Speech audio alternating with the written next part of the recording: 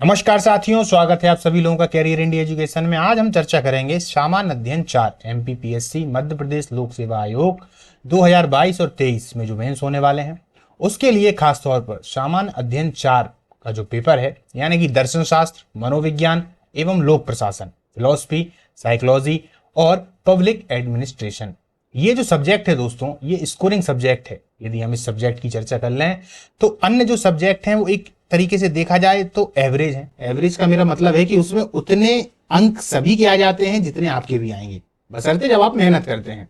यहाँ पर मेहनत करने वाले जो छात्र हैं, जो विद्यार्थी, उनकी चर्चा हो रही है, क्योंकि जो प्री निकाल लेगा वही मेंस देगा, है ना। तो जो लोग प्रतिबद्ध हैं उन्हीं के लिए ये चर्चा हो रही है। इसके बाद में यदि हम इस दर्शन शास्त्र, मनोविज्ञान और लोक प्रशासन वाले पेपर की बात किया तो ये जो 200 नंबर का पेपर है दोस्तों, ये स्कोरिंग है। यहां से आपके नंबर बढ़ते हैं। बहुत सारे लोग इसमें इंटरेस्ट कम लेते हैं, लेकिन यदि ये वाला सब्जेक्ट अच्छे से हो जाता है, इसके दो फायदे हैं दोस्तों। एक तो आपके नंबर भी अच्छे से बढ़ने लगते हैं। दूसरी बात, यदि ये सब्जेक्ट आपका अच्छे से मजबूत हो जाता है ना, तो आपकी मानसिक जो स्थिति है, मानसिक जो ताकत है, वो भी बढ़ती है दूसरे सब्जेक्टों को अच्छे से तैयार करने के लिए, क्योंकि ये बहुत कुछ सिखाता है। अगर आप लोग इस बारे में अच्छे से जानते हैं। चलिए दोस्तों, आज का जो अपना पूरा सेशन है वो इसलिए है, ये जो पूरी क्लास है ये एक तरीके का आधार है। आधार से मेरा मतलब ये है कि इसके बाद अपन एक सीरीज चालू करेंगे। उसमें अपन शुरुआत से लेकर जो अपने 5 इकाइयों में है, एक तरीके से 5 इकाइयों में ये जो पूरा पेपर बटा हुआ है, उन इकाइयों को करेंगे मेंस के हिसाब से। पर उसके पहले ये जो पूरी क्लास है ये आधार है, नींव है। यहां से हमको ये मालूम पड़ेगा कि विगत वर्षों में, चूंकि ये 2014 से चालू हुआ था, विगत वर्षों में कौन कौन से प्रश्न हैं जो पूछे गए हैं, है ना। यहां से हमको एक अंदाजा हो जाएगा कि किस टॉपिक पर ज्यादा ध्यान देना है, किस टॉपिक पर थोड़ा कम ध्यान देना है। कम का तो खैर सवाल ही नहीं आता, देना तो सभी में ध्यान है, पर किसको छोड़ना नहीं है। हम सोचते हैं ना कभी कभार, यार इससे कम आता है, इस पे ज्यादा ध्यान नहीं देना। जैसे कि इतिहास में हम दक्षिण भारत पे ज्यादा ध्यान नहीं देते, ऐसे ही इसमें भी अपनी अपनी एक स्थिति बना लेते हैं मन में कि यार इसको थोड़ा कम कर लिया जाए, दर्शन शास्त्र पे थोड़ा कम ध्यान दिया जाए, मनोवृत्ति वाले टॉपिक पे अलग, है ना। इस तरीके से भ्रष्टाचार वाले टॉपिक को ज्यादा किया जाए। इस तरीके से जो मन का एक भ्रम बन जाता है, वो अभी यहाँ पर सब टूटने लगेगा। ठीक है, तो चलिए अपन देखते हैं कि जो पुराने वर्ष थे उनमें कौन कौन से प्रश्न आए हुए हैं। ठीक, आगे चलते हैं। जो लोग टेलीग्राम से नहीं जुड़े हैं, टेलीग्राम से जरूर जुड़ जाएं दोस्तों, क्योंकि इसका जो पीडीएफ है वो आपको टेलीग्राम पर मिलेगा। बिना पीडीएफ के जो क्लास है वो अधूरी ही होती है, क्योंकि यदि मैंने यहाँ पढ़ा दिया आपको और पीडीएफ नहीं मिला तो आप दोहराएंगे कैसे। और दोहराने के लिए फिर से हो सकता है आपको वीडियो देखना पड़े, जो कि समय आप लोगों के पास में है नहीं, किसी के पास नहीं है। तो इसलिए पीडीएफ के लिए आप लोग टेलीग्राम से जरूर जुड़ जाएं। उसका जो लिंक है वो नीचे डिस्क्रिप्शन बॉक्स में है। जैसे ही जाएंगे ओपन हो जाएगा, वहां पर और भी सारी जो पीडीएफ है, जो पुरानी क्लासें हो गई हैं, उनकी भी मिल जाएगी। फिलहाल एक यहाँ पर एथिक्स की क्लास और सामान्य अध्ययन फर्स्ट में जो ए नंबर का पेपर है या जो आ नंबर का पेपर है इतिहास, उसकी भी सीरीज चालू है। उसकी भी जो आधार वाली क्लास है, यानी नींव वाली जो शुरुआती क्लास है, वो डल गई है। आप लोग देखना चाहें तो जाके प्लेलिस्ट में देख लीजिए। चलिए, तो इसके निर्देश देख लेते हैं। पहले सामान्य अध्ययन का जो चतुर्थ प्रश्न पत्र है 5 इकाइयों में विभाजित है। क्लियर, जिसमें प्रथम से चतुर्थ इकाई तक प्रत्येक इकाई से 5 अति लघु उत्तरीय प्रश्न, 2 लघु उत्तरीय तथा 1 दीर्घ उत्तरीय या निबंधात्मक प्रश्नों के उत्तर देने होंगे। प्रश्नों की संख्या आवश्यकता अनुसार कम या ज्यादा की जा सकेगी। अब इसको फिर से समझ लीजिए, पिछली बारी मैंने बड़ा ध्यान दिया था। देखिए, वो ये इसलिए लिख देते हैं प्रश्नों की संख्या आवश्यकता अनुसार कम या ज्यादा की जा सकेगी, क्योंकि बाद में आप लोग कोई समस्या खड़ी ना करें कि यार इसमें से इतना कहा था तो इसमें से तो कम आया, इसमें से ज्यादा पूछ लिया। ये एक लाइन उनकी पूरी समस्या को सुलझा देती है। चलिए, प्रथम से चतुर्थ इकाई तक देखिए, जो 5वीं इकाई है उसमें केस स्टडी आ जाती है। उसकी जो क्लास है वो अपन अलग से बनाएंगे। हालांकि इसमें मैंने एक केस स्टडी को रखा हुआ है, आप लोग अंत तक बने रहेंगे तो उसको भी देख लेंगे। और केस स्टडी के लिए अपन एक अलग से क्लास बनाएंगे कि अभी तक में कौन कौन सी केस स्टडी आई है। बहुत इंपॉर्टेंट है दोस्तों वो टॉपिक, याद रखिएगा। तो 1 से लेकर चतुर्थ इकाई तक प्रत्येक इकाई में अति लघुत्तरीय प्रत्येक प्रश्नों के लिए 2 अंक, लघुत्तरीय प्रत्येक प्रश्नों के लिए 5 अंक और दीर्घ उत्तरीय प्रत्येक प्रश्नों के लिए 20 अंक होंगे। क्लियर, इस प्रकार प्रथम से चतुर्थ इकाई तक प्रत्येक इकाई का जो कुल पूर्णांक अंक है वो कितना होगा? 40 होगा। कितना होगा? 40।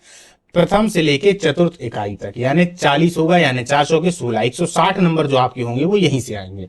अब 160 नंबर में थोड़ा एक बार फिर से मैं ऊपर चलूंगा कि अति लघुत्तरीय प्रत्येक प्रश्नों के लिए 2 अंक, लघुत्तरीय प्रत्येक प्रश्नों के लिए 5 अंक, और दीर्घ उत्तरीय के लिए 20 अंक। ठीक है, आगे चलते हैं। प्रश्न पत्र की जो 5वीं इकाई है यानी केस स्टडी, संपूर्ण पाठ्यक्रम से 2 केस स्टडी की समीक्षात्मक टिप्पणी लिखनी होगी। तो एक केस स्टडी के लिए 20 अंक प्रदाय किए जाएंगे। ठीक, प्रत्येक अति लघुत्तरीय प्रश्न की आदर्श शब्द सीमा 10 शब्द 1 पंक्ति हो गई। ठीक उसी तरीके से जिस तरीके से सामान्य अध्ययन के अन्य पेपर हैं, प्रत्येक अति लघुत्तरीय प्रश्न की आदर्श शब्द सीमा 10 शब्द 1 पंक्ति। ठीक, प्रत्येक लघुत्तरीय प्रश्न की आदर्श शब्द सीमा 50 शब्द 5 से 6 पंक्तियां होंगी। अति लघुत्तरीय हो गए, लघुत्तरीय हो गए। अब जो दीर्घ उत्तरीय हैं उनकी आदर्श शब्द सीमा 200। तो पूरा का पूरा कैसा है, वैसा ही जैसे सामान्य अध्ययन के अन्य पेपर हैं। प्रत्येक केस स्टडी के लिए ये एक अलग चीज है जिसके लिए आदर्श शब्द सीमा 500 शब्द होंगे। कितने होंगे, 500 शब्द। इंपॉर्टेंट है। चलिए पाठ्यक्रम में देख लेते हैं। इकाई 1 जैसे कि मैंने बोला 5 में विभाजित है। इकाई 1 में दार्शनिक, विचारक, समाज सुधारक आएंगे। दार्शनिक होंगे, विचारक होंगे और समाज सुधारक होंगे। इकाई 2 में यदि हम चर्चा करें तो मनोवृत्ति, अभिक्षमता एवं सामवेगिक बुद्धि, ये सामवेगिक है दोस्तों। ठीक, इकाई 3 की यदि हम बात करें तो मानवीय आवश्यकताएं एवं अभिप्रेरणा, नैतिक सद्गुण एवं मूल्य। इकाई 4 की बात करें तो भ्रष्टाचार, और इकाई 5 की बात करें तो केस स्टडीज। ठीक है, चलिए अब अपन आगे चलते हैं। इकाई 1 प्रमुख दार्शनिक, विचारक एवं समाज सुधारक। देख लेते हैं कौन कौन से दार्शनिक हैं, विचारक हैं, समाज सुधारक हैं। ये पाठ्यक्रम है इकाई 1 का। सुकुरात, ठीक है, प्लेटो, अरस्तु, ये 3 जो है दोस्तों ये पाश्चात्य दार्शनिक हैं, या एक तरीके से कह सकते हैं पाश्चात्य दार्शनिक हैं। क्लियर, सुकुरात, प्लेटो और अरस्तु, ये तीनों के 3 ऐसे हैं दोस्तों, यदि आप लोग पहली बार पढ़ेंगे तो आप लोगों को काफी ये समस्या देंगे, लेकिन धीरे धीरे धीरे धीरे ये समस्या आपकी समाप्त हो जाएगी। कुछ समस्या नहीं है, बस इनमें एक ही बात है कि इनके जो शब्द हैं उनके यदि आप अर्थ निकालेंगे तो वो थोड़े से अलग हैं, पर इनके जो शब्द हैं उनके अपने खुद के अर्थ हैं। यानी कि जैसे मैं कभी किसी शब्द का बताऊं तो उसके साथ में एक अर्थ बताऊंगा कि इस अर्थ का यहां पर आपको प्रयोग करना है। ठीक, तो आप फिर पूरे अच्छे से समझते जाएंगे कि सुकुरात, प्लेटो, अरस्तु ये क्या क्या है। ठीक है, इसके बाद में आ जाते हैं महावीर, बुद्ध, आचार्य Shankar, Charvaka, Guru Nanak,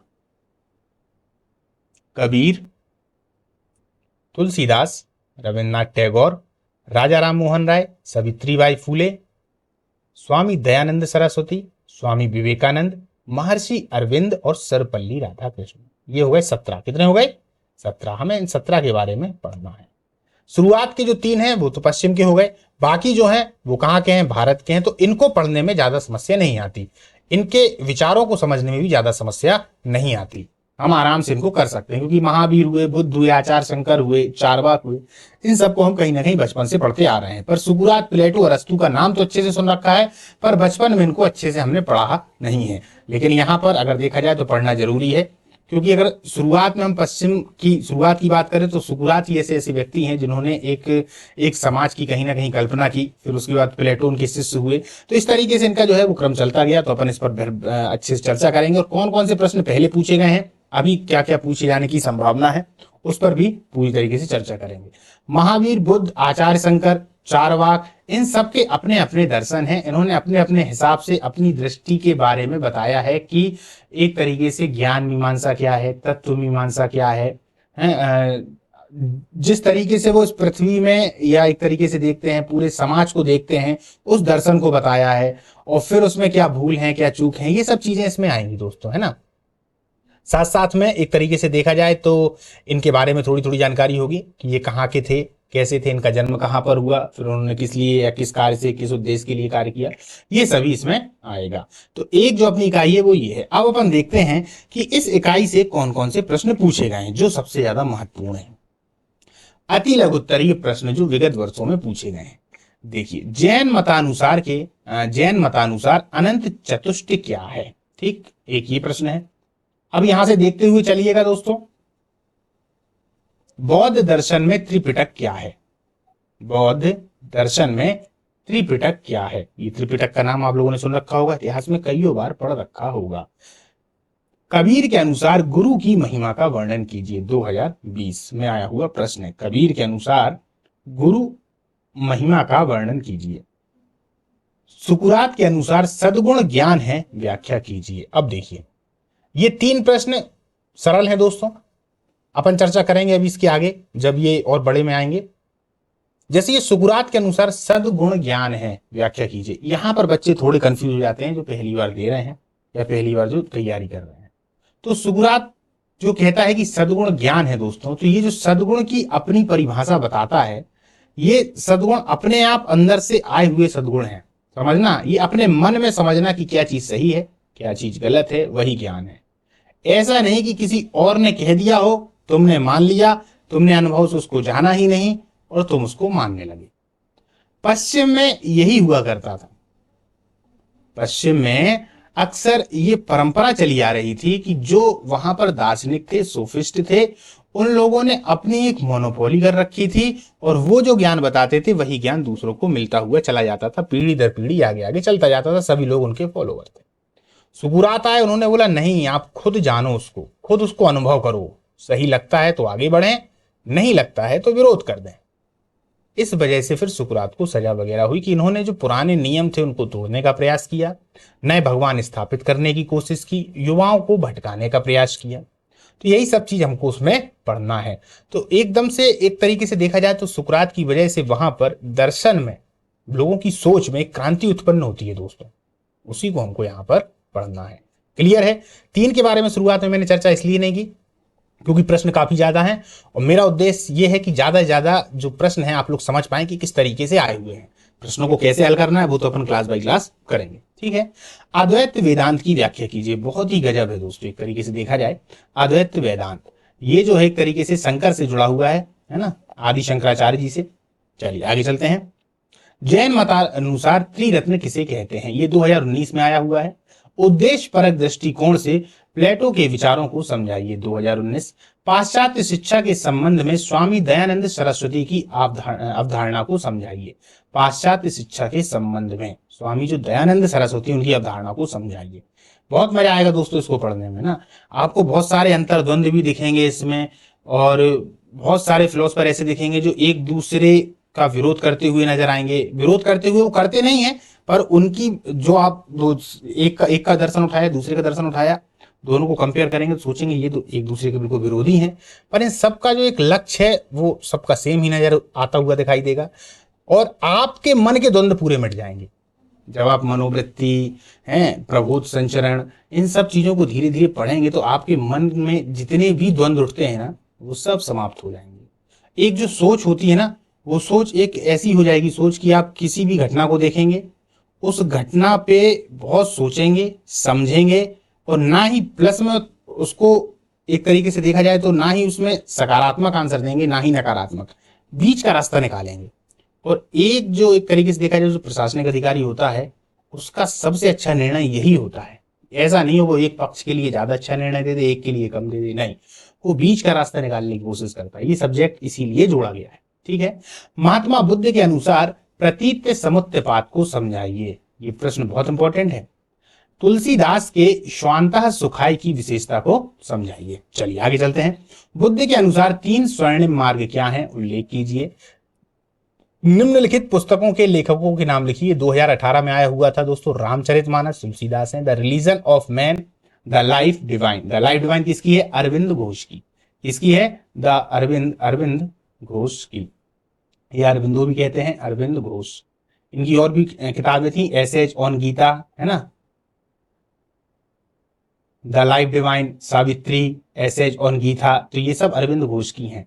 the religion of man, इसका जो प्रश्न है वो आप लोगों के लिए दोस्तों कि ये किनकी बुक है, ठीक है। ये प्रश्न है, कमेंट में आप लोग बताइएगा।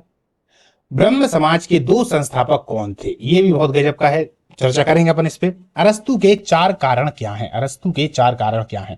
कबीर के पदों का संकलन क्या कहलाता है? देखिए कितने सरल हैं, एमपीपीएससी में से बहुत सरल प्रश्न आते हैं दोस्तों। कबीर के पदों का संकलन क्या है, लेकिन बहुत सारे कठिन भी आ जाते हैं। आर्य समाज के संस्थापक कौन थे? ये भी देखिए कितना सरल प्रश्न है ना। ब्रह्म समाज के संस्थापक कौन थे?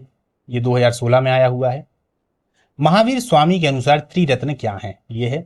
महावीर गीतांजलि पुस्तक के लेखक कौन है? 2016 में। अरस्तु के द्वारा दिए गए 4 कार्डिनल गुणों के नाम बताइए। 2016। आगे चलते हैं। सिख धर्म के संस्थापक कौन थे? 2016। तुलसीदास जी की 3 प्रसिद्ध रचनाओं के नाम लिखिए। 2016। महावीर स्वामी के पंच महाव्रत क्या हैं? 2015। स्वामी विवेकानंद के भाषण के संबंध में कौन सा शहर प्रसिद्ध है? शिकागो है। 2015। अरस्तु कौन है? उनका मुख्य दार्शनिक सिद्धांत क्या है? 2015। ठीक। श्री अरविंद के द्वारा स्थापित दार्शनिक सिद्धांत क्या है? तो ये 2015। बौद्ध दर्शन के 4 आर्य सत्य कौन से हैं? 2014। डी रिपब्लिक के रचयिता कौन है? 2014। आर्य समाज के संस्थापक कौन है? 2014। देखिए आर्य समाज के संस्थापक 2 बार आ गया, पहली भी आया था, बाद में भी आया, रिपीट हो गया। आप देखेंगे तो 2014 में जो प्रश्न की प्रकृति थी वो बहुत कमजोर टाइप की थी, सीधा सीधा पूछ रहे हैं। बौद्ध दर्शन के 4 आर्य सत्य कौन से हैं? डी रिपब्लिक के रचयिता कौन है? आर्य समाज के संस्थापक कौन है? लेकिन जैसे ही शुरुआत में ये बढ़ते हैं धीरे धीरे धीरे, 2020 का यदि आप प्रश्न देखेंगे तो 2020 के प्रश्न को यदि मैं पीछे लेकर चलूं तो आपको बताऊं, जैन मतानुसार अनंत चातुष्ट क्या है? बौद्ध दर्शन में त्रिपिटक क्या है? कौन है त्रिपिटक? ये नहीं, क्या है अब उसके अंदर का। तो धीरे धीरे जो लेवल है वो बढ़ता चला गया। अब जो लेवल आएगा वो और बड़ा होगा, है ना? समझना जरूरी है कि नहीं है, तभी तो लिख पाएंगे। चलिए आगे चलते हैं, लघुत्तरी प्रश्नों को देखते हैं। अरस्तु के आकार एवं द्रव्य सिद्धांत की विवेचना कीजिए। क्लियर? बुद्ध के अष्टांगिक मार्ग की व्याख्या कीजिए। 2020। राजा राम मोहन राय का समाज के लिए क्या योगदान है? 2019। राजा राम मोहन राय आपके इतिहास से तो जुड़े हुए हैं, इतिहास में तो इसके बारे में पूछ ही लिया जाता है ना। स्वामी विवेकानंद किस लिए जाने जाते हैं? 2019। अब बताइए आप स्वामी विवेकानंद के लिए क्या लिखेंगे, किस लिए जाने जाते हैं? क्या उनके लिए एक आध्यात्मिक क्रांतिकारी कह सकते हैं? अपन इस पर बहुत गहरी चर्चा करेंगे मित्रों, बहुत मजा आएगा। स्वामी विवेकानंद किस लिए जाने जाते हैं? सबके मन में अलग अलग विचार आ रहे होंगे। यदि पढ़ रखा होगा अच्छे से तो आप लोग समझ पाएंगे कि इसका उत्तर कैसे लिखना है। यदि पढ़ नहीं लिखा होगा तो आपके दिमाग में बहुत विचार आ सकते हैं। स्वामी विवेकानंद योग के लिए जाने जाएंगे, आध्यात्म के लिए जाने जाएंगे, विशेष तौर पर किस लिए जाने जाएंगे? दरअसल स्वामी विवेकानंद विशेष तौर पर तो मानवता के लिए ही जाने जाते हैं, विश्व बंधुत्व के लिए जाने जाते हैं, तमाम तरीके की बातें आती हैं। चलिए आगे चलते हैं।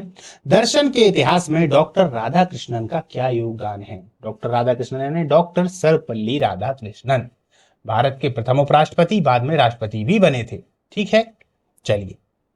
सर्वपल्ली इनके नाम के पीछे लगा था इनके गांव के चक्कर में। ये जिस गांव से थे उस गांव का नाम था सर्वपल्ली। इसी तरीके से इनके जो पिताजी का नाम था वो भी सर्वपल्ली करके ही था। ठीक है। रामचरितमानस के अनुसार शासन की आदर्श भूमिका क्या है? ठीक। वर्धमान महावीर के 5 नैतिक सिद्धांत पंच महाव्रतों का उल्लेख कीजिए। तुलसीदास जी के काव्य में सामाजिक चेतना पर टिप्पणी लिखिए। ठीक। तुलसीदास जी के काव्य में सामाजिक, ये दो बार हो गया है, कोई दिक्कत नहीं। एक समाज सुधारक के रूप में राजा राम मोहन राय के योगदान का वर्णन कीजिए। अब हमें राजा राम मोहन राय के योगदान का वर्णन तो करना है, पर एक समाज सुधारक के रूप में, है ना, कि उन्होंने समाज को सुधारने का प्रयास किया। मान लीजिए एक पत्रकारिता के रूप में राजा राम मोहन राय के योगदान का वर्णन कीजिए। पत्रकार के रूप में, क्योंकि पत्रकारिता का अग्रदूत भी इनको कहा जाता है, तब चीजें अलग हो जाएंगी, तब उत्तर की जो एक तरीके से प्रकृति है वो अलग हो जाएगी। अभी समाज सुधारक के रूप में है। ठीक। रविन्द्रनाथ टैगोर के मानवतावाद पर टिप्पणी लिखिए। रविन्द्रनाथ टैगोर का मानवतावाद जो है उस पर टिप्पणी लिखिए। भारतीय राजनीतिक चिंतन में कौटिल्य के योगदान पर प्रकाश डालिए। कौटिल्य वही हैं, विष्णुगुप्त हैं, चाणक्य हैं। मौर्य प्रशासन में अगर देखा जाए तो इनका बहुत बड़ा योगदान है। पूरे मौर्यों को खड़ा करने में ही इनका पूरा योगदान है, जिसमें चंद्रगुप्त मौर्य को ये राज सत्ता देते हैं और भारत में पहली बार अखंड भारत की स्थापना होती है। कबीर के काव्य में सामाजिक चेतना पर टिप्पणी लिखिए। ये 2017 में आया हुआ प्रश्न है। कबीर के काव्य में सामाजिक चेतना पर टिप्पणी लिखिए। स्वामी दयानंद सरस्वती के समाज दर्शन पर प्रकाश डालिए। आप देख रहे हैं अभी तक जितने भी प्रश्न आ रहे हैं वहां पर समाज की ज्यादा महत्वपूर्ण भूमिका है, समाज पे ज्यादा ध्यान दिया जा रहा है ना। जैन दर्शन में अनेकांतवाद के सिद्धांत की विवेचना कीजिए। राष्ट्रीय चेतना के जागरण में स्वामी विवेकानंद के योगदान की चर्चा कीजिए। अब राष्ट्रीय चेतना के जागरण में स्वामी विवेकानंद के योगदान की चर्चा कीजिए। प्रश्न 2 भागों में बटा होता है दोस्तों। इन 2 भागों में हमको समझना होता है, एक तरीके से देखा जाए कि वो किसके बारे में मुख्यतः पूछ रहा है। तो जैसे राष्ट्रीय चेतना के जागरण में, ठीक है। अब स्वामी विवेकानंद के योगदान की, इसी के, इसका जो उत्तर है इसी के आसपास घूमना चाहिए। इससे बाहर गया कि नंबर कम हो जाते हैं, नंबर कट जाते हैं दोस्तों, ठीक। रविन्द्रनाथ टैगोर की शिक्षा दर्शन पर प्रकाश डालिए 2017। मैं किसी एक विशेष प्रश्न पर इसलिए नहीं बोल रहा हूं दोस्तों, क्योंकि प्रश्न काफी हैं और प्रश्न आप तक पहुंच जाएं, क्लास ज्यादा बड़ी ना हो, ताकि आप लोग उसको बार बार देख सकें और आप लोग समझ पाएं। फिर अपन जब सेपरेट क्लास लेंगे, एक एक क्लास लेंगे, तो सभी पर अच्छे से चर्चा करेंगे, ठीक। बौद्ध चिंतन में प्रतीत समूह उत्पाद क्या है, समझाइए। भारतीय समाज के उत्थान में स्वामी दयानंद सरस्वती के योगदान का वर्णन कीजिए। श्री अरविंद के समग्र योग की अवधारणा को बताइए 2016। डॉक्टर राधाकृष्णन के दर्शन पर चर्चा कीजिए 2016। महात्मा बुद्ध का अष्टांगिक मार्ग बताइए 2015, ठीक। राजा राम मोहन राय एक समाज सुधारक के रूप में, ये 2015 में आया हुआ है। तुलसीदास के दार्शनिक विचार 2015 में आए हुए हैं। दयानंद सरस्वती के सिद्धांत 2015। जैन दर्शन में स्यादवाद, ये 2015। संत कबीर के मानवीय दृष्टिकोण की प्रासंगिकता 2014। क्लियर, आगे चलते हैं। तुलसीदास के काव्य में सामाजिक चेतना 2014। भारतीय समाज के उत्थान में स्वामी विवेकानंद का योगदान 2014। रविन्द्रनाथ टैगोर का मानव धर्म 2014। और जैन दर्शन के पंच महाव्रत कौन कौन से हैं 2014। पंच महाव्रत को अगर देखा जाए तो अभी अभी में ये 3 से 4 बार में आ गया, ठीक है। इसकी बहुत उम्मीद होती है। चलिए आगे चलते हैं। राजा राम मोहन राय के भारतीय समाज सुधार में योगदान 2014। श्री अरविंद जी का भारतीय आधुनिक तत्व चिंतन योगदान 2014। गुरु नानक जी का दर्शन 2014। दीर्घ उत्तरीय जो विगत वर्ष में पूछेगा, एक ही प्रश्न था दोस्तों। आचार्य शंकर के अनुसार जगत प्रपंच का विवेचन कीजिए 2020 में। कब पूछा गया है? 2020 में। चूंकि इसके पहले दीर्घ उत्तरीय प्रश्नों में नहीं पूछे गए थे, तो इसलिए उन्होंने सोचा होगा कि इस बार 2020 में इसको डाल दिया जाए। तब उन्होंने आचार्य शंकर के अनुसार जगत प्रपंच का जो है विवेचन कीजिए, ठीक है, 2020 में आया हुआ है। चलिए आगे चलते हैं। इकाई 2, मनोवृत्ति, अभिक्षमता एवं सामवेगिक बुद्धि। चलिए पाठ्यक्रम में हम किस किस पर ध्यान देंगे? मनोवृत्ति तो विषय वस्तु, तत्व, प्रकार्य। अगर देखे जाए तो मनोवृत्ति का निर्माण, मनोवृत्ति में परिवर्तन, प्रबोधक, संप्रेषण। मनोवृत्ति परिवर्तन में जिस विधि का उपयोग किया जाएगा दोस्तों, उसी को हम एक तरीके से देखा जाए तो प्रबोधक संप्रेषण कहते हैं, ठीक है। पूर्वाग्रह तथा विभेद।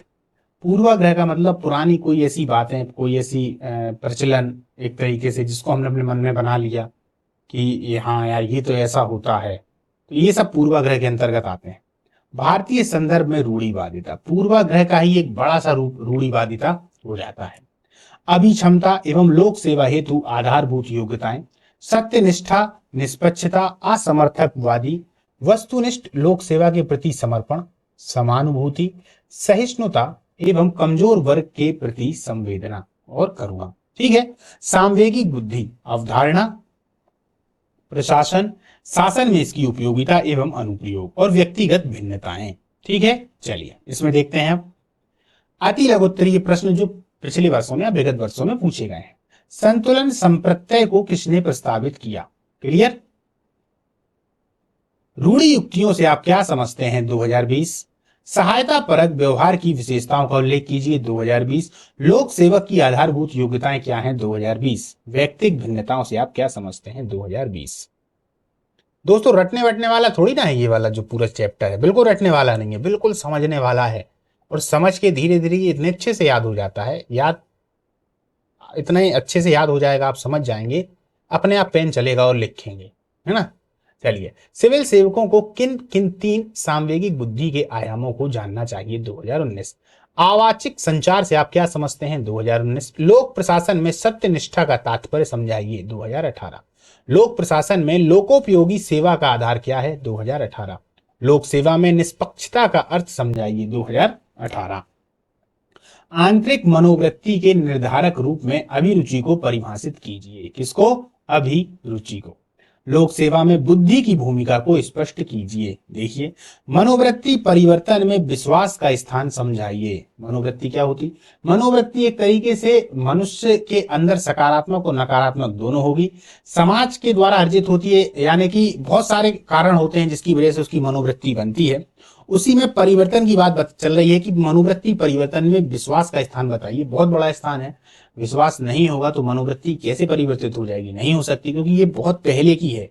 एक तरीके से सरल सी भाषा में कहूं तो ये एक आदत के रूप में है, जो मन की कुछ आदतें हैं जिनमें उसने पहले से कुछ बना रखा है अपने मन में। जैसे कि मान लीजिए आपने किसी एक तरीके से देखा जाए कि किसी धर्म के प्रति आपके कुछ अपने अलग विचार हैं, जो आपको बचपन से देखे आपने, आप जिस समाज में रहे, जिस जगह पर रहे, या हो सकता है आपके संग कोई घटना घटी तो आपने एक विचार बना लिया, वही आपकी मनोवृत्ति हो गई। अब जब आप आगे जाते हैं और आपको किसी एक ऐसी घटना से सामना करना पड़ता है जहां पर उसी धर्म के विशेष लोग हैं, तो हो सकता है आप नेगेटिव सोचने लगे उनके बारे में, जबकि वो आज की इस परिस्थिति और आपकी पुरानी परिस्थिति से उनका कोई मेल नहीं होता। तो आप उनको सोचकर हो सकता है कुछ गलत निर्णय ले लें, क्योंकि मनोवृत्ति में तो आपके परिवर्तन हुआ नहीं है। तो ये यहाँ पर इसी की चर्चा चल रही है। और सिविल सेवकों के लिए लोक प्रशासन में ये बहुत ही ज्यादा जरूरी है, क्योंकि उनको ऐसे आदमी चाहिए हैं जो इन सब चीजों से ऊपर उठ सकें। उनका निर्णय समाज के लिए जो सही हो उस पर ले, ना कि कोई एक विशेष जाति पर हो, ना कि कोई विशेष धर्म पर हो, ना कि कोई विशेष लोगों के लाभ के लिए हो, सभी के लिए हो। इसीलिए इन टॉपिकों को दोस्तों इसमें शामिल किया गया है।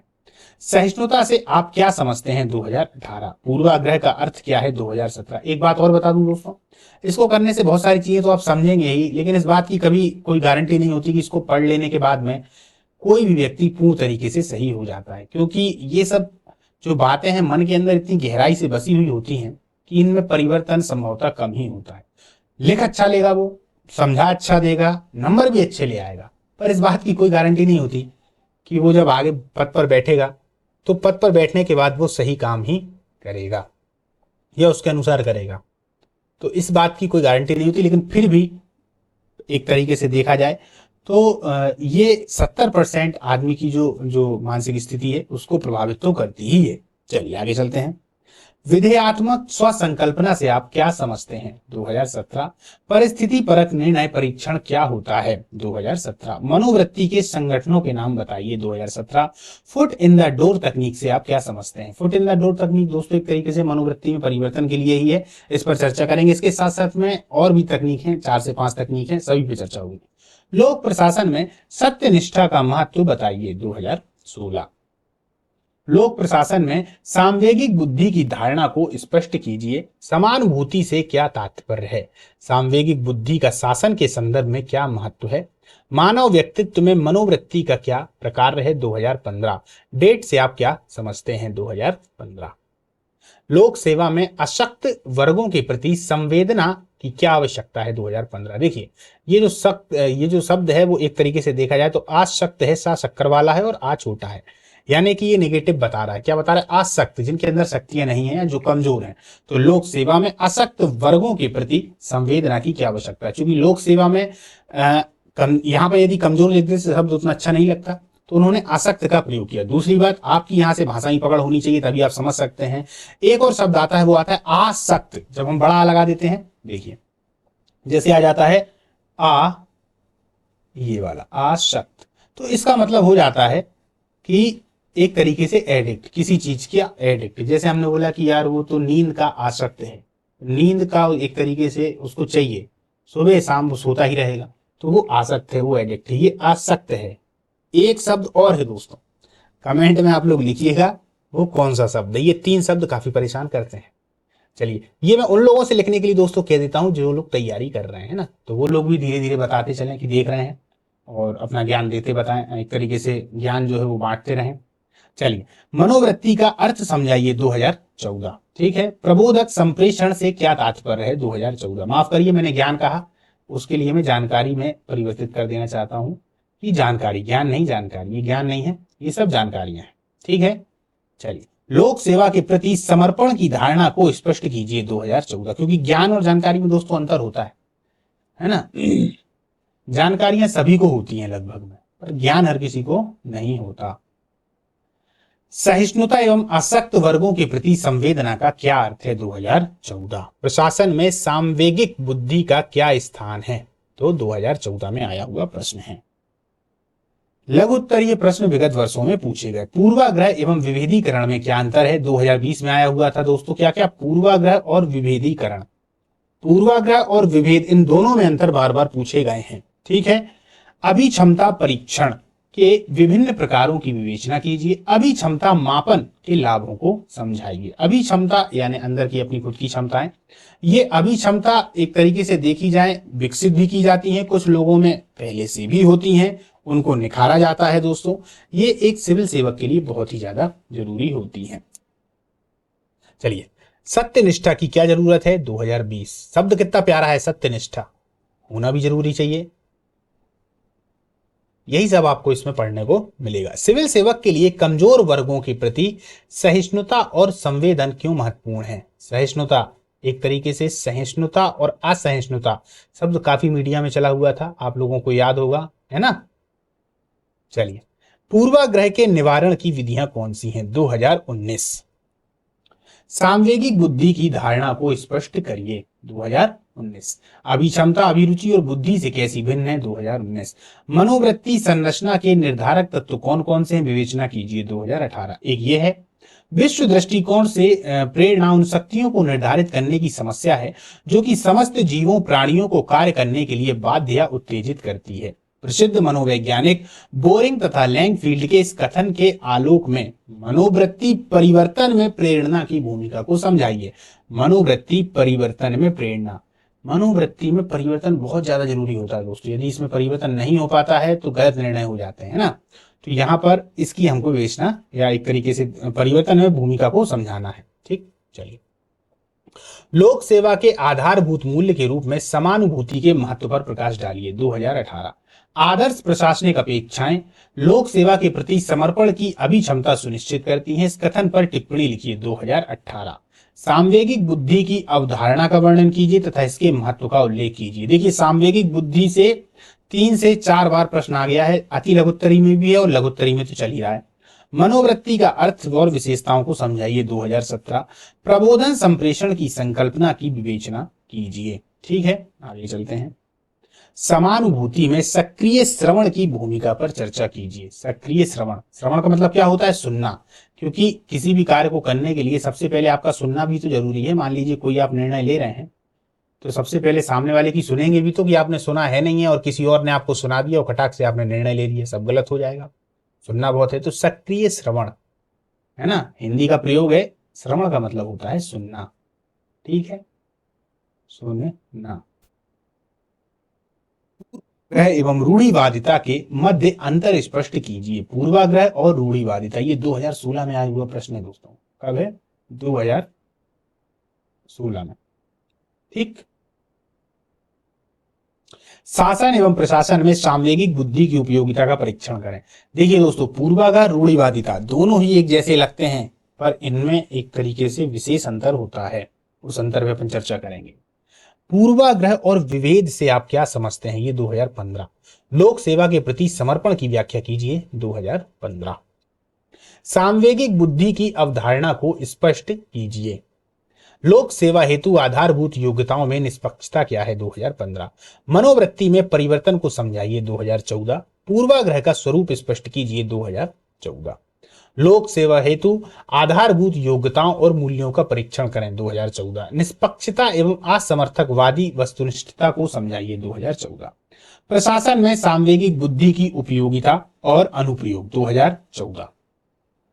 दीर्घ उत्तरीय प्रश्नों में यहां से एक आया हुआ था 2020 में। अभिवृत्तियों मनोवृत्तियों का निर्माण कैसे होता है? अभिवृत्तियों मनोवृत्तियों परिवर्तन के हाइडर और फेस्टिंगर के सिद्धांत को समझाइए। हाइडर और फेस्टिंगर के सिद्धांत को समझाइए। ठीक, आगे चलते हैं।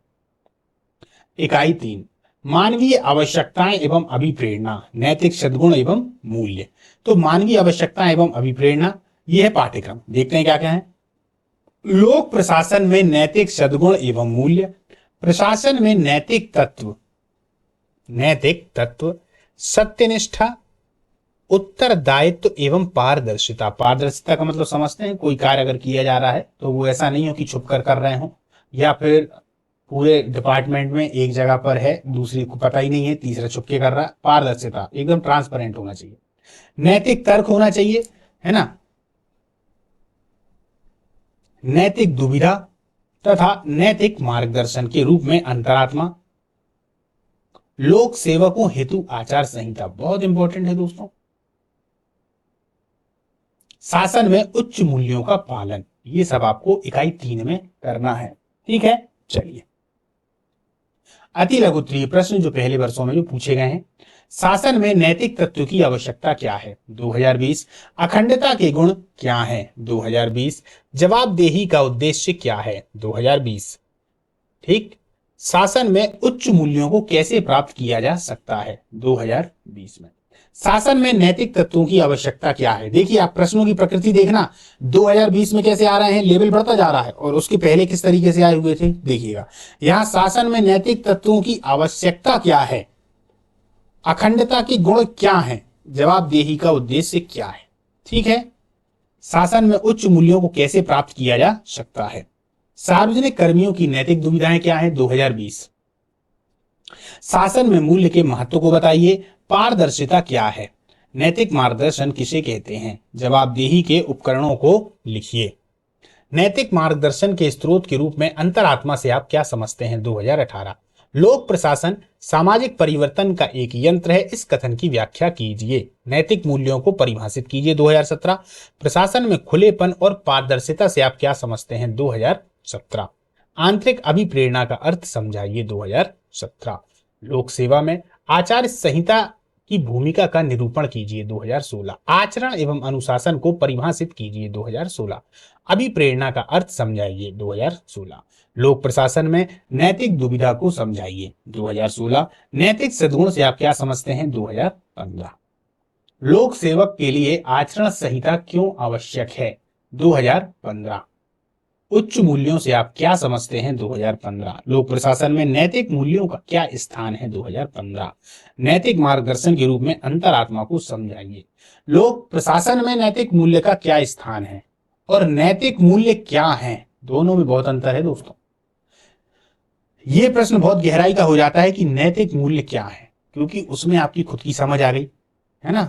और लोक प्रशासन में नैतिक मूल्य का क्या स्थान है, किताबों में आप लोगों को सब जो है वो दिया हुआ है, आप याद करके जाएंगे, लिख देंगे नैतिक मूल्य क्या है, समझना। हालांकि इसके बारे में भी किताबों में लिखा हुआ है, पर यहां समझने की बहुत जरूरत है। इस प्रकार से जो प्रश्न है वो बदलते हुए चले जाते हैं। आगे चलते हैं, जो लघुत्तरीय प्रश्न है उनको देखते हैं। पारदर्शिता के परिणाम क्या है, 2020। लोक सेवा में पारदर्शिता कैसे बनाई जा सकती है, ये 2020 का है। प्रशासन में नैतिक नेतृत्व के मुख्य गुण क्या क्या होते हैं, 2019। कानून का शासन सुशासन का एक आवश्यक अंग है, समझाइए, 2019। उधार देना, उधार लेना तथा निजी व्यापार के संबंध में केंद्रीय असैनिक सेवा नियम क्या है, 2019। लोक सेवक की आचरण संहिता के मुख्य प्रावधानों का विश्लेषण कीजिए, 2018। प्रशासन एक नैतिक कार्य है और प्रशासक एक नैतिक अभिकर्ता, इस कथन की विवेचना कीजिए। प्रशासन एक नैतिक कार्य है और प्रशासक यानी जो पद पर बैठे हुए हैं वो एक नैतिक अभिकर्ता है, 2018 में पूछा गया प्रश्न है, बहुत प्यारा प्रश्न है। मैं सोया और पाया कि जीवन सौंदर्य था, मैं जागा और पाया कि जीवन एक कर्तव्य था। E.S. हुपर की इन पंक्तियों का लोक सेवकों के कर्तव्य पालन के परिप्रेक्ष्य में निरूपण कीजिए, 2018। दोनों ही 2018 में जो प्रश्न आए हुए हैं बहुत ही बढ़िया थे। प्रशासन में सत्य निष्ठा और नैतिकता बढ़ाने के उपायों पर चर्चा कीजिए, 2017। लोक प्रशासन में नैतिक आधारों पर चर्चा कीजिए, 2016। मूल्य विमर्श के विविध आयामों पर प्रकाश डालिए, 2016। लोकतांत्रिक व्यवस्था में अंतर प्रेरणा किस प्रकार नौकरशाही के लिए नैतिक मार्गदर्शन का एक स्रोत है, आलोचनात्मक वर्णन कीजिए, 2016। लोक सेवा तथा एक परिकल्पना है, कोई सोचने वाला व्यक्ति कैसे तटस्थ हो सकता है, टिप्पणी कीजिए, 2016। तटस्थता भी बहुत ज्यादा जरूरी होती है। तटस्थ का मतलब होता है कि जैसे मान लीजिए कोई एक विवाद चल रहा है, अब उसमें आप ना ही पक्ष में निर्णय दे रहे हैं ना ही विपक्ष में निर्णय दे रहे हैं, दोनों को आपने सुन लिया, सब कुछ कर लिया, पर आपने देखा कि यार यहाँ पर परिस्थितियां सही नहीं हुई, आप तटस्थ हो गए, आप दूर को हट गए कि ठीक है आप लोग आपस में देख लीजिए, तो ये तटस्थ है। ठीक है, क्या इसका लोक सेवा में एक तरीके से प्रभाव होता है? बहुत ज्यादा प्रभाव होता है, इस पर अपन चर्चा करेंगे। लोक प्रशासन का क्षेत्र व्यापार का क्षेत्र है, वुड्रो विल्सन, इस पर टिप्पणी कीजिए 2016। ठीक है, एक ही संगठन के विभिन्न उपभागों में मनुष्य के अभिप्रेरणा भिन्न हो जाते हैं, एडगर सेन, चर्चा कीजिए 2016। ये दोनों ही एक तरीके से उनके कहे गए वाक्य हैं और उन पर हमको चर्चा करना है। वुड्रो विल्सन कहते हैं कि लोक प्रशासन का क्षेत्र व्यापार का क्षेत्र है। ठीक है, एक ही संगठन के विभिन्न उपभाग में मनुष्यों के अभिप्रेरणा भिन्न हो जाते हैं, ये एडगर सेन का है। लोक सेवा में नैतिक मूल्यों की आवश्यकता 2015, नैतिक मार्गदर्शन के रूप में अंतरात्मा 2015। लोक प्रशासन में उत्तरदायित्व एवं पारदर्शिता की जो व्याख्या है कीजिए 2015, उत्तरदायित्व एवं पारदर्शिता 2014, लोक सेवकों हेतु आचरण संहिता 2014, सामाजिक जीवन में नैतिक मूल्यों के पालन के उपाय 2014। दीर्घ उत्तरीय प्रश्न जो पूछे गए थे, तो सुशासन की प्रमुख विशेषता लिखिए। एक प्रश्न ये आया था, सुशासन की प्रमुख विशेषता लिखिए। क्लियर है, चलिए आगे चलते हैं। इकाई 4 में जो है भ्रष्टाचार इंपॉर्टेंट है, क्योंकि अगर देखा जाए दोस्तों तो बहुत सारे लोग तो इसीलिए तैयारी करते हैं कि जाकर अगर हो गए तो फिर भ्रष्टाचार करेंगे। हाँ बिल्कुल, लोगों की मानसिकता ऐसी होती है, बहुत ही कम ऐसे लोग होते हैं, हाँ बोलेंगे सब कि नहीं भाई मैं तो ईमानदारी के लिए जा रहा हूँ, समाज सेवा करना चाहता हूँ, पर वो समाज सेवा तो उनका साइड में हो जाता है, अपनी सेवा वो लोग पहले करने लगते हैं। इसलिए खास तौर पर भ्रष्टाचार को जरूर जोड़ा गया है। आप लोगों ने आए दिन देखा होगा, सिविल इंजीनियर हैं, अच्छे अच्छे पदों पर हैं, पटवारी साहब हैं, इनके पास में कितनी ज्यादा संपत्ति, कितने ज्यादा प्लॉट और कितनी सारी इनके पास में अवैध संपत्ति आ जाती है।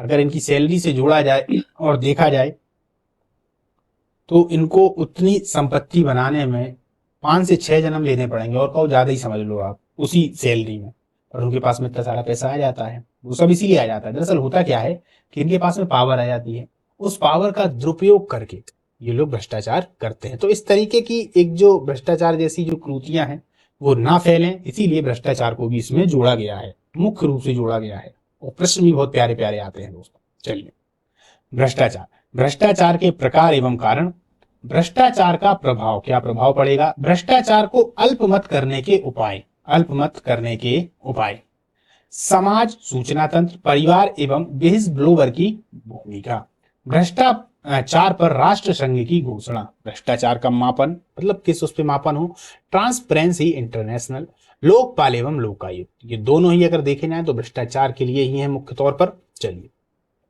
अति लघु उत्तरीय प्रश्न जो पूछे गए हैं, भ्रष्टाचार के विभिन्न रूपों को कौन सी भारतीय पुस्तकें संदर्भित करती हैं और पुस्तकों के लेखक कौन हैं? 2020, केंद्रीय अन्वेषण ब्यूरो सीबीआई के 3 प्रमुख विभागों को लिखिए 2020। ठीक, भारत में वॉच डॉग के नाम से किसे जाना जाता है? 2020, किसको जाना जाता है दोस्तों? सीबीआई को, है ना। भारत में प्रथम बार केंद्रीय स्तर पर लोकपाल स्थापित करने का जो प्रस्ताव था वो किसने रखा था? ये 2020 का प्रश्न है। भारतीय संविधान का अनुच्छेद 311 क्या कहलाता है? 2020। ठीक, भारत में भ्रष्टाचार पर अंकुश लगाने वाली प्रमुख संस्थाओं के नाम लिखिए 2019। कब आए? 2019 में। अंतरराष्ट्रीय पारदर्शिता के बारे में लिखें 2019। सथानम समिति का गठन कब और क्यों किया गया? 2019। भ्रष्टाचार निवारण अधिनियम 1988 के अनुसार पब्लिक ड्यूटी का क्या अभिप्राय है? 2019। भारत में बेनामी संपत्ति का आशय स्पष्ट कीजिए 2018। भ्रष्टाचार के मुख्य कारण बताइए 2017। केंद्रीय सतर्कता आयोग से आप क्या समझते हैं? 2017। सिटीजन चार्टर से क्या तात्पर्य है? 2016।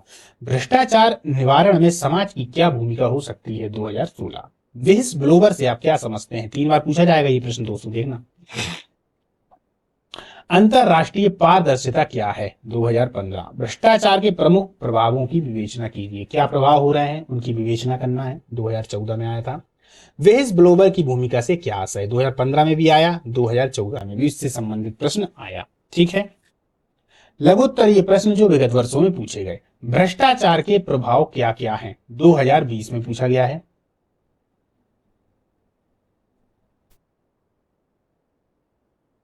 व्हिज ब्लोअर सुरक्षा बल 2015 का महत्व तथा मूल प्रावधानों का वर्णन कीजिए। भ्रष्टाचार को परिभाषित कीजिए तथा मूल्य प्रणाली से इसका संबंध बताइए। भारत में भ्रष्टाचार रोकने हेतु कानूनी ढांचे की सूची बनाइए। भ्रष्टाचार के प्रमुख प्रकारों का संक्षेप में निरूपण कीजिए। भ्रष्टाचार के प्रमुख कारण क्या हैं, उल्लेख कीजिए। 2018 सार्वजनिक जीवन में भ्रष्टाचार की रोकथाम के लिए सुझाव दीजिए। 2018 में, ठीक। भ्रष्टाचार पर संयुक्त राष्ट्र संघ की घोषणा का वर्णन कीजिए। 2018 भारत में कानूनता प्रस्तावित लोकपाल का पद व उसके क्षेत्राधिकार की विवेचना कीजिए।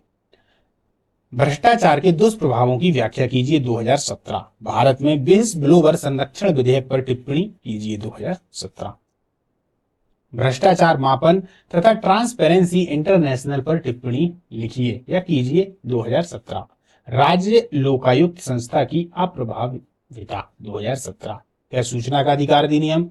2005 भ्रष्टाचार रोकने में सफल हुआ है, कारण सहित उत्तर लिखिए। देखिए, भ्रष्टाचार के प्रकारों का विवेचना कीजिए। 2016 भ्रष्टाचार पर राष्ट्र संघ की घोषणा को स्पष्ट कीजिए। 2016 भ्रष्टाचार से आप क्या समझते हैं। 2015 प्रश्न देख रहे हैं आप, एक ही टॉपिक भ्रष्टाचार अच्छे से कर लिया तो गजब के जो पूरे 40 अंक हैं वो कहीं नहीं जाएंगे, है ना।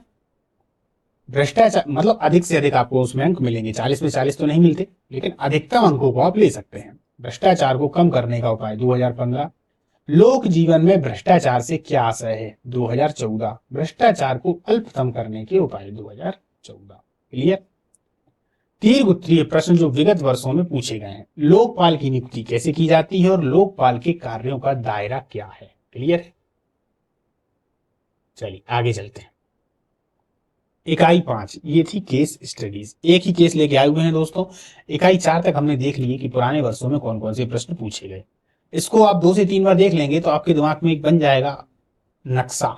इसको मैं अक्सर बोलता हूं चित्र नक्शा, कुछ भी आप लोग मान लें कि ये प्रश्न आए हुए हैं। प्रश्नों को इस तरीके से तैयार करना है और इसी के हिसाब से अपन अपनी जो मेंस की क्लास उसको चलाएंगे। क्लियर है। फिर से बोल रहा हूं, टेलीग्राम से नहीं जुड़े हो तो जुड़ जाइएगा दोस्तों। जो इसका पीडीएफ वो आपको वहीं प्राप्त होगा। केस स्टडीज को देख लेते हैं। प्रकरण अध्ययन, ये 500 शब्दों में लिखना पड़ता है इसका आंसर। आप भारत सरकार के महिला, ये 2020 का है दोस्तों, याद रखिएगा। आप भारत सरकार के महिला एवं बाल विकास मंत्रालय के द्वारा संचालित जागरूकता अभियान महिला घरेलू हिंसा से कैसे बचने से जुड़ी महिला एक्टिविस्ट हैं। समाज में लैंगिक हिंसा बहुत ही संवेदनशील मुद्दा है। केंद्रीय स्वास्थ्य मंत्रालय के द्वारा जारी राष्ट्रीय परिवार स्वास्थ्य सर्वेक्षण की रिपोर्ट के अनुसार 15 वर्ष की आयु के बाद शहर में तीसरी महिला ने देश में विभिन्न रूपों की घरेलू हिंसा का सामना किया है। सर्वेक्षण के अनुसार भारत में 15 साल की उम्र से 27% महिलाओं ने शारीरिक हिंसा का अनुभव किया। घरेलू हिंसा से महिलाओं का संरक्षण अधिनियम 2005 घरेलू हिंसा को स्पष्ट एवं परिभाषित करता है, ठीक, जो बहुत व्यापक है और इसमें शारीरिक, भावनात्मक, मौखिक और आर्थिक हिंसा के सभी प्रकार शामिल हैं। लेकिन घरेलू महिला हिंसा को रोकने की लाचारी इस बात में निहित है कि भारतीय महिलाएं आश्चर्यजनक रूप से घरेलू हिंसा का समर्थन करती दिखाई देती हैं। घरेलू हिंसा की स्वीकृति का मुख्य कारण अशिक्षा है। भारत में गरीबी, गैर बराबरी, हिंसा और शिक्षा का वातावरण महिला हिंसा के ग्राफ को बढ़ाता है। कोविड-19 संकट के दौरान तो घरेलू हिंसा की घटनाएं बहुत तेजी से बढ़ी। आप इस जागरूकता अभियान के तहत घरेलू हिंसा उन्मूलन अधिनियम 2005 के बारे में महिलाओं को कैसे जागरूक करेंगे, आपकी प्राथमिकता में क्या क्या होगा, ठीक। ये पूरा का पूरा एक केस है। अब आगे चलते हैं। अब यहां पर देखिए, उसी के हिसाब से आपको यहां पर स्टडी करके इन सभी में अपना अपना आंसर लिखना है। घरेलू महिला हिंसा को स्पष्ट कीजिए। क्लियर। शिक्षा से महिला हिंसा का क्या संबंध है, स्पष्ट कीजिए। समाज में महिला हिंसा के समाधान सुझाइए। घरेलू हिंसा में महिलाओं का संरक्षण अधिनियम 2005 क्या है। लॉकडाउन के दौरान महिला हिंसा का ग्राफ क्यों बढ़ा है। ठीक है, ये 5 आपके पास में प्रश्न हैं। अब इन 5 प्रश्नों को उसमें से देखकर समझकर अच्छे से लिखना है। ठीक है, पूरा का पूरा 500 शब्दों का होना चाहिए। चलिए दोस्तों, आज की जो अपनी क्लास थी मुख्यतः अगर देखा जाए तो इस पर थी कि विगत वर्षों में सामान्य अध्ययन 4 में एमपीपीएससी की मुख्य परीक्षा में पूछे गए जो प्रश्न हैं वो हैं। अब इसका अपन एक सीरीज वाइज को चालू करेंगे दोस्तों। सीरीज वाइज चालू करने के बाद शुरुआत में दर्शन पे ध्यान देंगे, दर्शन के बाद में अपन इकाई 2 पे, इकाई 3 पे, इकाई 4 पे इस तरीके से करेंगे। केस स्टडी को बीच बीच में लेके आएंगे। हालांकि अभी जो केस स्टडी है इसमें जितने अभी तक केस पूछे गए हैं उन सब पर अपन एक सेपरेट क्लास बना देंगे, ताकि वो भी आप लोगों को पता पड़ जाए कि इनका जो एक तरीके से ये है तो कहाँ से पूछते हैं, क्या इनको चाहिए, वो सब आपको जब आप हल करेंगे तो आपको अच्छे से समझ में आ जाएगा। ठीक है दोस्तों, तो आज की अपनी जो क्लास है इसको अपन समाप्त करते हैं। मिलते हैं अगली क्लास में। नमस्कार।